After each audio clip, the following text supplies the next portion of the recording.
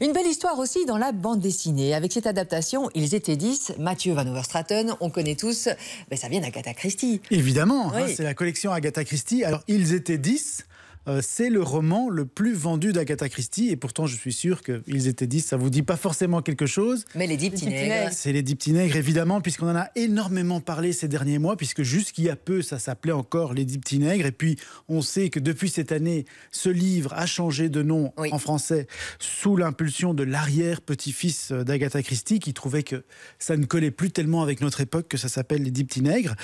Mais Ils étaient 10, c'est un livre qui s'est vendu quand même à plus de 100 millions d'exemplaires depuis sa parution en 1939. C'est pas n'importe quel livre, c'est aussi le roman policier le plus vendu dans l'histoire, qui a déjà été adapté à de multiples reprises au cinéma, à la télévision, encore tout récemment à la BBC. Oui. Et est-ce que vous saviez combien de livres au total Agatha Christie a vendu dans sa carrière, enfin même depuis... Des millions. Des millions. On en a vendu ou combien on en a écrit? Non, vendu. Ah oui, oui, des millions, comme Sarah. Donc, sachant qu'elle a vendu plus de 100 millions d'exemplaires de Ils étaient 10.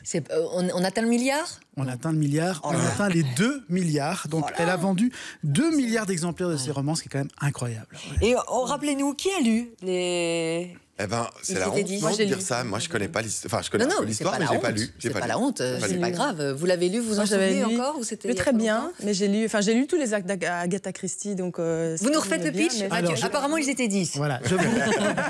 Il en reste plus qu'un à la fin. Il y en a un qui est mal mis là. Donc je vous rappelle l'histoire. Elle est évidemment archi connue, mais c'est donc l'histoire de 10 personnes qui ne se connaissent pas et qui reçoivent une mystérieuse invitation. Donc elles sont toutes conviées sur une île qui s'appelle l'île du soldat, dans la nouvelle version. Avant, ça s'appelait l'île du nègre. Et elles croient venir passer quelques jours dans une luxueuse demeure. Elles reçoivent une invitation de gens qui s'appellent les Onim. Voilà, elles ne savent pas exactement qui c'est, mais cette personne semble les connaître, donc elle les invite dans sa demeure. Mais quand elles arrivent là-bas, sur cette île, personne n'est là pour les accueillir, à part 2 domestiques qui, eux non plus, n'ont jamais rencontré les propriétaires. Donc il y a 10 personnes qui se retrouvent sur une île, coupées du monde, et dans la chambre de chacune d'entre elles se trouve sur le mur une espèce d'étrange comptine, une comptine pour enfants, qui raconte la disparition progressive de 10 petits soldats. Alors au début, ça les amuse, mais évidemment, au fil des jours, on se rend compte que la réalité rejoint la comptine et que les 10 personnages meurent les uns après les autres, parfois de manière très violente. Donc évidemment, on se demande qui est l'assassin.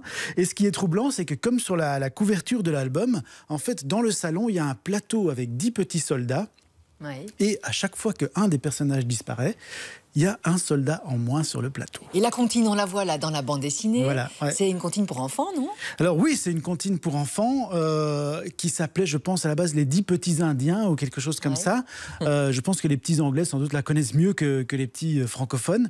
Mais on la retrouve effectivement dans cet album et ça marche bien parce que ça colle évidemment, la comptine colle à la manière dont les différents personnages vont disparaître. Oui, et c'est un peu, vous êtes sûr que c'est pour enfants parce que 10 petits soldats s'enfurent dîner, l'un d'eux but à s'en étrangler, n'en resta plus que 9.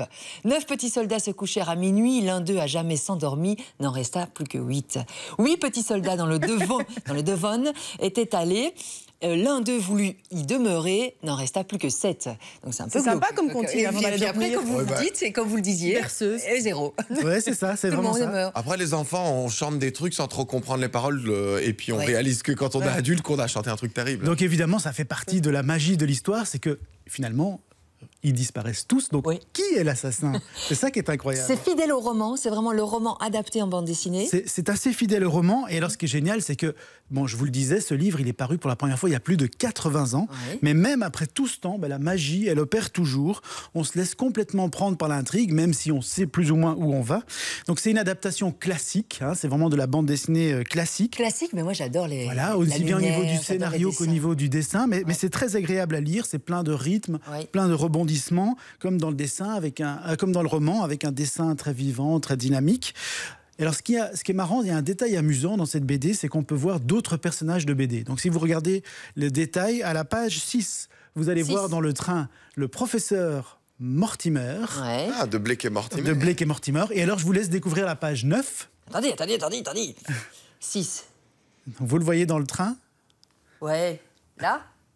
Non. Voilà, il est là. Non, il est au-dessus, je pense. Voilà. Oui, il est là. Vous le voyez? Ouais. Ça, c'est une dame avec un chapeau. Hein. Et puis, il y a la page 9. Et à la page 9, je pense que c'est vers le haut aussi. Si vous regardez bien, mais il faut être plus attentif là. Mais c'est un jeu, c'est Où est Charlie en fait. C'est un peu Où est Charlie, mais vous allez voir débarquer Tintin et Milou. Où ça? Tout en haut, à droite. Ah oui, Ah oui, là dans le fond, on le reconnaît. génial, oui. Avec son pantalon de golf. excellent. Donc franchement, cette adaptation de Ils étaient 10, je pense que si vous aimez le genre, si vous aimez Agatha Christie, si vous aimez les romans policiers, ça va vraiment vous plaire. Et d'ailleurs, si vous aimez Agatha Christie en général, il y a une collection complète qui sort aux éditions Paquet.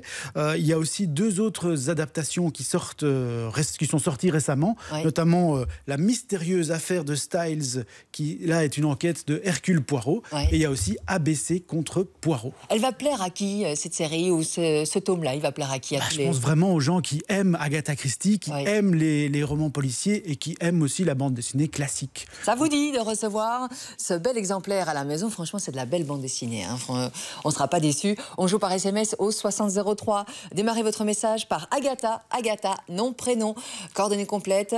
2 albums offerts par les éditions Paquet. 2 gagnants seront tirés au sort. Bonne chance, on a besoin vraiment de toutes vos coordonnées au 6003. Bonne chance donc. Et moi, j'ai envie de garder celui-là.